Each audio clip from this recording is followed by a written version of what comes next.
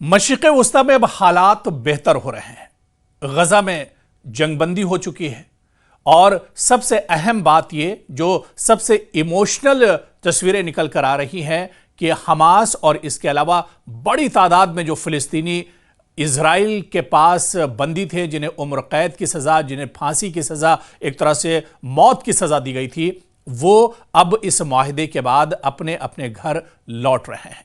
तो जंगबंदी हो गई है गजा में, मगर जख्म अभी भी बाकी है।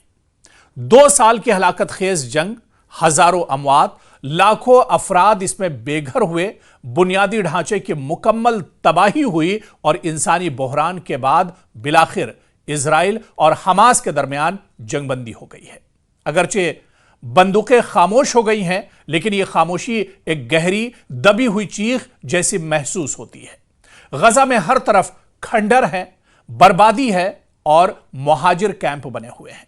लोग मलबे से लाशें निकाल रहे हैं, लेकिन अब इन्हें अपने मुस्तकबिल के राख से उम्मीदों को दोबारा उठाना है। अब ये फिर अपने अपने घर को लौट रहे हैं और इनकी ये जमीनें तो जरूर बाकी हैं, लेकिन इनके घर और मकान पूरी तरह तबाह हो चुके हैं। अब इनके पास सर छुपाने के लिए गजा में छत नहीं है, लेकिन एक खुशी और एक उम्मीद की किरण जरूर है कि जंग बंद हो चुकी है, जुल्म का सिलसिला थम चुका है और अब यहां से जिंदगी की दोबारा से शुरुआत करेंगे।